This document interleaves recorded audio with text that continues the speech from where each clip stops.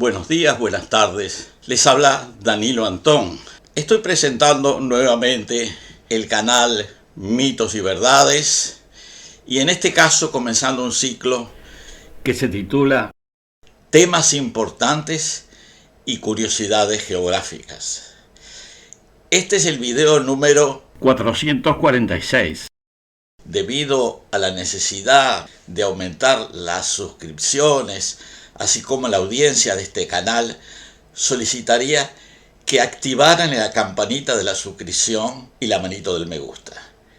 En este momento presentaremos el video histórico-geográfico que se titula Plagas, pandemias y longevidad humana. El tema que estamos tratando en el día de hoy se relaciona, como decía en la carátula, con las plagas, las pandemias y con la longevidad humana, que tuvo particular repercusión en los últimos meses, 2 o 3 años, con la irrupción de una pandemia global que se conoció y se conoce como la pandemia del coronavirus, o más específicamente, COVID-19. Esta pandemia, que ha cedido en su intensidad y en su dispersión geográfica, ha perdido en gran parte su letalidad, pero aún representa un riesgo en los sectores más vulnerables de la población. Y también debe ser tenida en cuenta para futuras instancias similares, otras pandemias que pueden aparecer y seguramente aparecerán en el futuro. En primer lugar, vale la pena aclarar de qué estamos hablando cuando estamos hablando de las enfermedades humanas. Debemos pensar que las condiciones actuales de los grandes conglomerados humanos en ciudades, millones de personas, los vínculos comerciales y turísticos son muy distintos que los que había en sociedades más antiguas, particularmente aquellas anteriores a las revoluciones urbanas e industriales. Hay que tomar un poco las sociedades anteriores a la revolución política urbana de algunos milenios antes de nuestra era, para ver cómo funcionan las comunidades humanas cuando no se dan de grandes números.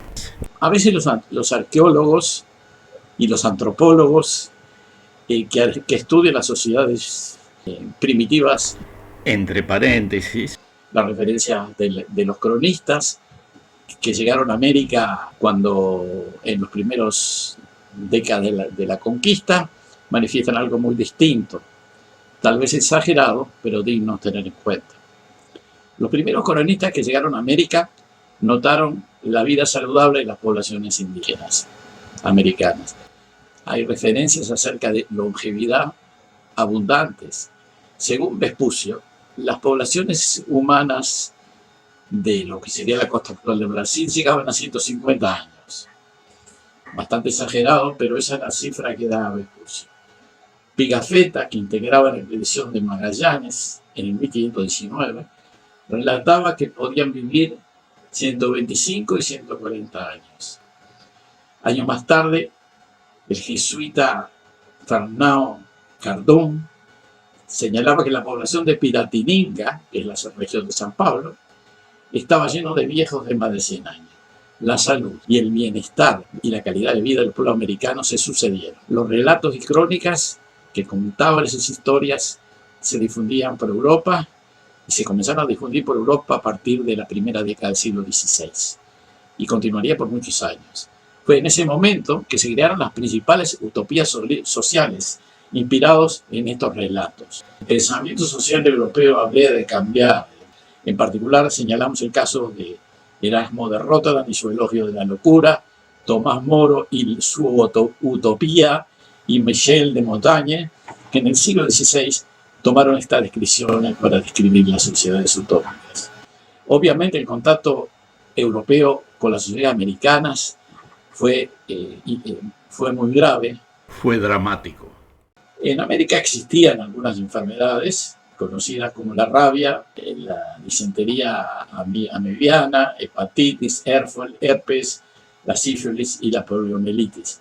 Pero los europeos que venían de un continente donde coexistían numerosas enfermedades que eran características de la especie humana, algunas de África y otras de Asia y de Europa, trajeron a América un gran número de patologías, incluyendo varias enfermedades infecciosas como viruela, peste bubónica, varicela, cólera, el resfrío común, difteria, gripe, malaria, sarampión, escarlatina, tifus, tuberculosis, bilharzia, lepra y la fiebre amarilla. Este espectro de enfermedades traídas de Europa se propagó en las sociedades indígenas americanas en una forma muy acelerada, provocando mortandad generalizada en las sociedades donde había acumulaciones humanas, ciudades o poblaciones de mayor densidad.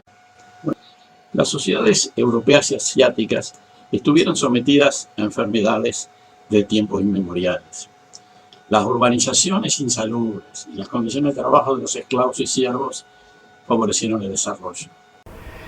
A diferencia de América, que estaba relativamente libre de grandes diferencias sociales y acumulaciones urbanas muy numerosas, Europa y Asia sufrían habitualmente ataques mortales de diferentes epidemias, generalmente conocidas con el nombre de plagas o pestes. La plaga aparece mencionada en documentos muy antiguos.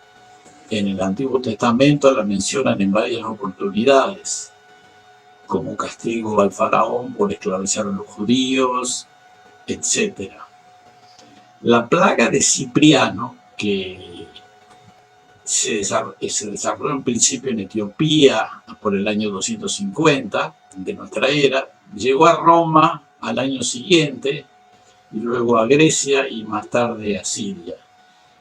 Duró más o menos 20 años y supuestamente en Roma mató 5.000 personas por día.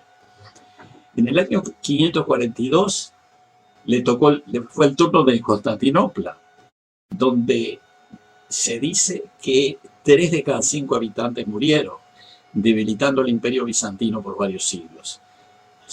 Es decir, entre el 13 y el 26% de la población estimada en el siglo VI. En este caso, la causa de la plaga fue la peste bubónica. En esa época, Constantinopla tenía 750.000 habitantes y Roma apenas 100.000. La ciudad no se habría de recuperar plenamente hasta el siglo IX. La peste negra tuvo lugar entre 1347 y 1353. La mortandad fue enorme, sobre todo en Europa. Se desencadenó en 1347 y se estima que en Europa alcanzó unos 25 millones de personas. Solo en Europa eso equivaldría a la cuarta parte de los habitantes. En algunos lugares, más de 3/4 partes de la población sucumbió. Por ejemplo, en Francia, la peste atacó Provenza y solo empezó a disminuir en 1350. Se dice que en Inglaterra e Italia se murieron la mitad de los habitantes. En Medio Oriente y Marruecos, la epidemia provocó una desarticulación social y política muy grave. Se dice que es una de las causas más importantes de la caída de los reinos musulmanes de España. Muchos años más tarde, en 1664, una gran plaga mató 70.000 personas tan solo en Londres, que tenía en esa época 460.000 habitantes. Fue la peste bubónica. Después hubo una epidemia de cólera en Londres en 1866 y murieron más de 5.000 personas. Y bueno, y si volvemos al Uruguay, veremos que en 1857 estalló una epidemia de fiebre amarilla y afectando a Montevideo, y se estimaba que unos 20.000 habitantes del casco urbano, de los 20.000 habitantes del casco urbano de ese año, 2.500 o algo menos fallecieron de fiebre amarilla. Más adelante, más recientemente, hubo una estallido epidémico en Hong Kong y Cantón, que provocó la muerte de 80 y 100.000 personas, extendiéndose al resto del mundo en los siguientes años, con una mortandad estimada de 10 millones de personas. O sea que el tema de las plagas y las pandemias es un tema que existió durante toda la historia de la humanidad.